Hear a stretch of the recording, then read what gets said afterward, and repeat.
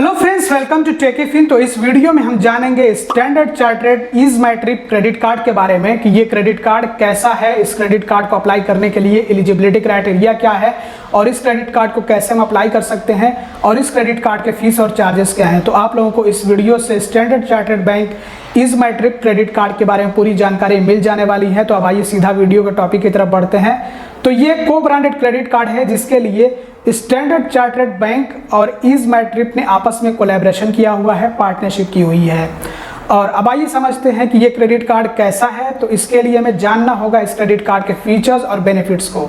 तो अब आइए सबसे पहले हम शुरुआत करते हैं इस क्रेडिट कार्ड के फीचर्स और बेनिफिट्स से। तो इस क्रेडिट कार्ड से अगर इज माई ट्रिप ऐप या फिर वेबसाइट के जरिए से डोमेस्टिक या फिर इंटरनेशनल होटल टिकट बुकिंग करने पे इंस्टेंट 20% मतलब कि 20% का डिस्काउंट मिलेगा। लेकिन उसके लिए यहाँ पे एक प्रोमो कोड का इस्तेमाल करना होगा जो कि है EMTSCB। तो डोमेस्टिक या फिर इंटरनेशनल होटल टिकट बुकिंग पे इंस्टेंटली 20% का डिस्काउंट मिल जाएगा अगर आप इस क्रेडिट कार्ड का इस्तेमाल करके इज माई ऐप या फिर वेबसाइट के जरिए से डोमेस्टिक या फिर होटल टिकट बुकिंग करते हैं, वो भी प्रोमो कोड का इस्तेमाल करते हुए तब।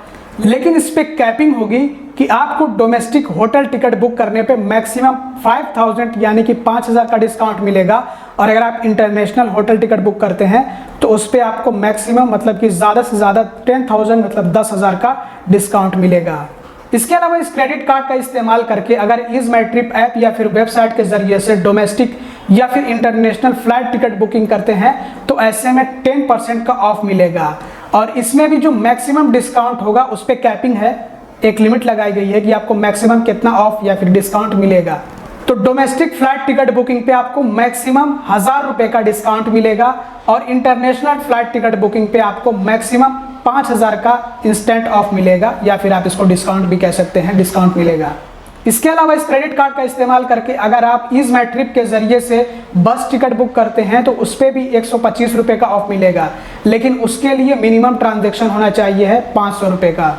और इस क्रेडिट कार्ड से अगर साल भर में 50,000 रुपये या फिर 50,000 रुपये से ज़्यादा खर्च कर दिए जाए तो जो इस क्रेडिट कार्ड की रिन्यूअल मेंबरशिप फ़ी होती है, जिसको हम एनुअल फ़ी भी कह सकते हैं, वो माफ़ कर दी जाएगी, वो रिवर्स कर दी जाएगी।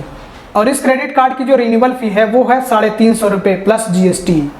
इसके अलावा इस क्रेडिट कार्ड से अगर होटल टिकट बुकिंग या फिर फ्लाइट टिकट बुकिंग करते हैं तो हर 100 रुपये पे मिलेगा 10x रिवॉर्ड पॉइंट्स, मतलब कि 10 गुना रिवॉर्ड पॉइंट्स मिलेंगे हर 100 रुपये खर्च होने पे। अगर वो हर 100 रुपये खर्च हो फ्लाइट टिकट बुक करने के लिए, मतलब एयरलाइन टिकट बुक करने के लिए या फिर होटल टिकट बुक करने के लिए।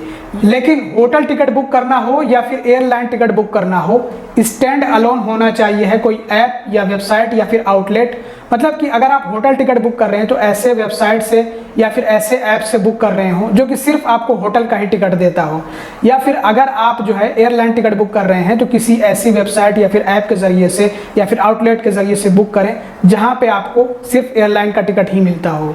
तो जैसे कि अगर आप किसी खास कंपनी के होटल का टिकट बुक करते हैं या फिर किसी खास कंपनी के एयरलाइन का टिकट बुक करते हैं तो आपको हर 100 रुपये खर्च होने पे 10x रिवॉर्ड पॉइंट्स मिलेंगे, मतलब 10 गुना रिवॉर्ड पॉइंट्स मिलेंगे। और इस क्रेडिट कार्ड से बाकी जो दूसरे ट्रांजैक्शंस होंगे, जो दूसरे रिटेल स्पेंड्स होंगे, तो हर 100 रुपये पे आपको मिलेगा 2x रिवॉर्ड पॉइंट्स, मतलब कि 2 गुना रिवॉर्ड पॉइंट्स। और 2 रिवॉर्ड पॉइंट्स की वैल्यू होती है 50 पैसे के बराबर। तो मतलब ये हुआ कि 1 रिवॉर्ड पॉइंट 25 पैसे के बराबर हुआ। इसके अलावा इस क्रेडिट कार्ड से पर क्वार्टर यानी कि हर तिमाही में एक complimentary domestic airport lounge access मिलेगा, मतलब कि आपको साल भर में 4 complimentary domestic airport lounge access दिया जाएगा और साल भर में 2 complimentary international airport lounge access मिलेगा। तो ये थे इस क्रेडिट कार्ड के फीचर्स और बेनिफिट्स।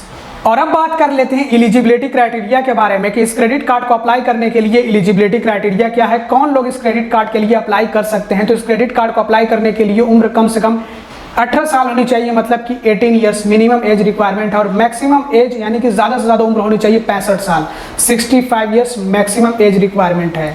और किसी भी बैंक का क्रेडिट कार्ड अप्लाई करने के लिए एक रेगुलर सोर्स ऑफ इनकम का होना ज़रूरी है। तो आपकी एक मंथली स्टेबल इनकम होनी चाहिए है, जैसे कि आप सैलरीड हो, आप जॉब कर रहे हो, या फिर आप सेल्फ एम्प्लॉयड हो। सेल्फ एम्प्लॉयड 2 तरह के होते हैं, जैसे कि एक तो बिजनेसमैन होते हैं जिनका खुद का बिजनेस होता है, व्यापारी होते हैं, और दूसरे जो प्रोफेशनल होते हैं, मतलब सेल्फ एम्प्लॉयड प्रोफेशनल, जैसे कि लॉयर या फिर टीचर या फिर CA या फिर डॉक्टर या फिर कारपेंटर, बहुत तरह के प्रोफेशंस होते हैं।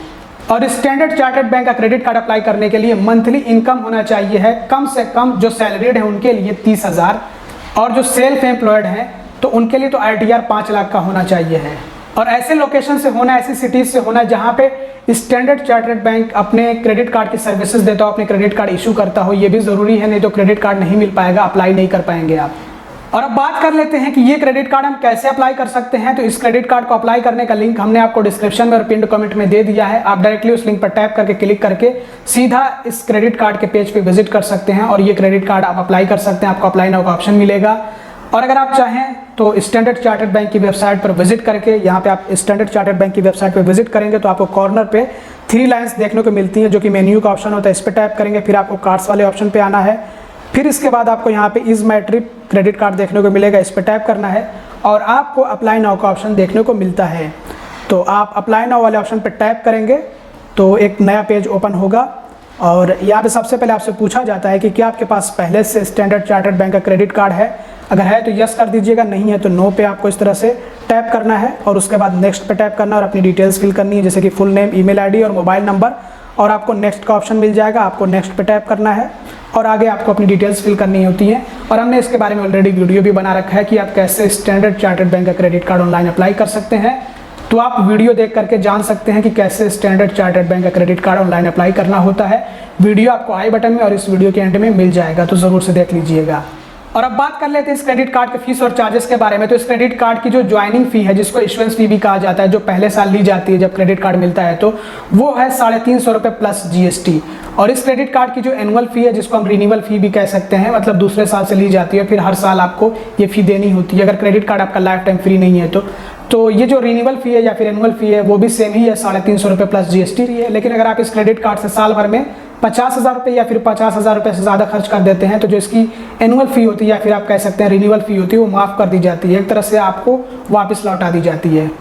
और बात करें अगर इंटरेस्ट चार्ज, जिसको हम फाइनेंस चार्ज भी कहते हैं, और ये चार्ज तब हमसे लिया जाता है जब हम अपने क्रेडिट कार्ड से कैश निकाल लें ATM से, या फिर अगर हम अपने क्रेडिट कार्ड के बिल का पेमेंट इंटरेस्ट फ्री पीरियड के अंदर ना करें। जो हमने अपने क्रेडिट कार्ड से खर्चे किए हैं तो उसका बिल जनरेट होने के बाद हमें लास्ट डेट मिला, ड्यू डेट मिला, उससे पहले अगर हमने अपने क्रेडिट कार्ड के बिल का पेमेंट नहीं किया तो ऐसे में हमसे इंटरेस्ट चार्ज लिया जाएगा। तो ये जो इंटरेस्ट चार्ज होगा ये पर मंथ होगा 3.75% और पर एनम यानी कि सालाना होगा 45%। लेट पेमेंट चार्जेस के बारे में बात करें तो जिसको हम लेट पेमेंट फीस भी कहते हैं, ये चार्ज तब लिया जाता है जब हम अपने क्रेडिट कार्ड के बिल का पेमेंट इंटरेस्ट फ्री पीरियड के अंदर यानी कि ड्यू डेट या फिर लास्ट डेट से पहले नहीं करते हैं। तो ये चार्ज होगा 100 रुपये से लेकर के 1200 रुपये तक, डिपेंड करेगा हमारे स्टेटमेंट बैलेंस या फिर जिसको हम आउटस्टैंडिंग बैलेंस भी कहते हैं, बकाया राशि भी कहते हैं, या फिर आप ओवरड्यू अमाउंट भी कह सकते हैं। तो वो जितना होगा उसी पे ये डिपेंड करेगा, उसी पे वेरी करेगा कि आपसे कितना चार्ज लिया जाए।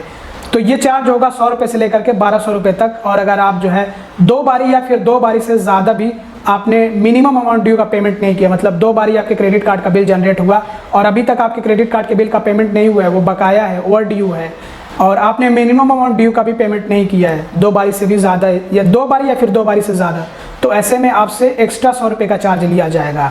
चेक बाउंस होने पे आपको 500 रुपये का चार्ज देना होगा। अगर आप अपने क्रेडिट कार्ड के बिल के पेमेंट के लिए चेक डिपॉजिट करते हैं और वो चेक आपका बाउंस हो जाता है, रिटर्न हो जाता है, तो आपको 500 रुपये का चार्ज देना होगा। ओवर लिमिट चार्ज है 2.5%, मतलब कि 2.5%। जितना भी आप क्रेडिट कार्ड से ओवर लिमिट में स्पेंड करेंगे उस पर कैलकुलेट किया जाएगा 2.5%, और ये चार्ज कम से कम आपसे लिया जाएगा 500 रुपये। तो इसका मतलब ये होता है कि अगर आपके क्रेडिट कार्ड की क्रेडिट लिमिट है 1 लाख रुपए और आपने अपने क्रेडिट कार्ड से 1 लाख से ज़्यादा खर्च कर दिए, 1 लाख से 1 रुपये भी ज़्यादा खर्च किया, तो वो ओवर लिमिट में काउंट किया जाएगा। तो अगर आप अपने क्रेडिट कार्ड से ओवर लिमिट स्पेंडिंग करेंगे तो आपको चार्ज उसके लिए देना पड़ेगा, और कम से कम ये चार्ज होता है 500 रुपये। वैसे तो इसको कैलकुलेट किया जाता है जितना भी आप ओवर लिमिट में स्पेंड करते हैं उस पर 2.5%, और कैलकुलेट करके देखा जाता है कि अगर 2.5% 500 रुपये से ज़्यादा हो रहा हो तो ऐसे में 2.5% आपको देना होगा, और अगर 2.5% 500 रुपये से कम हो रहा हो तो ऐसे में आपको कम से कम 500 रुपये का चार्ज देना होता है। कार्ड रिप्लेसमेंट फ़ी नहीं है, नील है। अगर आप अपने क्रेडिट कार्ड को बदलवाते हैं तो उसके लिए कोई चार्ज नहीं, जैसे कि अगर आपका क्रेडिट कार्ड डैमेज हो जाए, ख़राब हो जाए, चोरी हो जाए या फिर गुम हो जाए और आप उसको रिप्लेस कराएं तो उसके लिए कोई चार्ज नहीं है।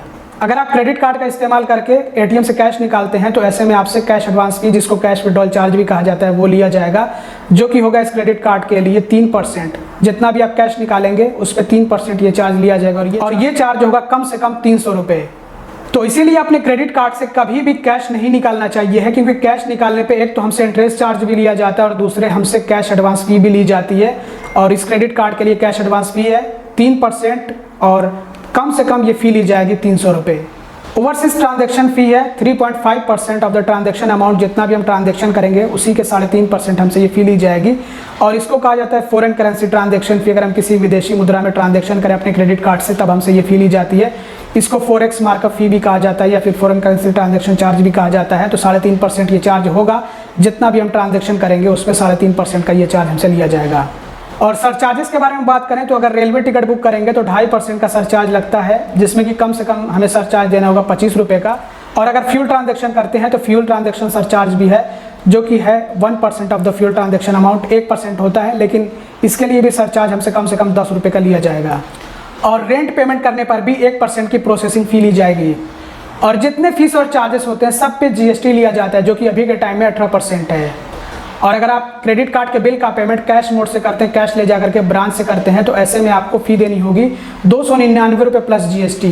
तो बेहतर है कि आप अपने क्रेडिट कार्ड के बिल का पेमेंट ऑनलाइन खुद से करें, जिस पे आपसे कोई भी फ़ी नहीं ली जाएगी, कोई भी चार्ज नहीं होगा। हमने इस पर ऑलरेडी वीडियोज़ भी बना रखे हैं कि कैसे आप अपने क्रेडिट कार्ड के बिल का पेमेंट कर सकते हैं ऑनलाइन। तो अगर आपको वीडियोस देखना हो तो आप हमारे YouTube चैनल को अच्छे से चेक करेंगे, आपको काफ़ी सारे वीडियोस मिल जाएंगे इस तरह के।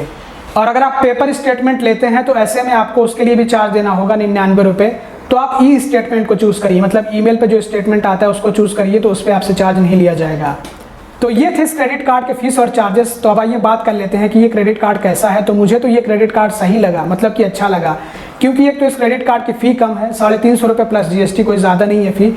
और वो भी आप माफ़ करा सकते हैं। अगर आप साल भर में इस क्रेडिट कार्ड से 50,000 या फिर 50,000 रुपये से ज़्यादा खर्च कर देंगे तो वो फ़ी आपकी मतलब एनुअल फ़ी माफ़ कर दी जाएगी। और जो आपको डिस्काउंट मिलते हैं, जो ऑफ मिलते हैं, वो तो अच्छा है ही।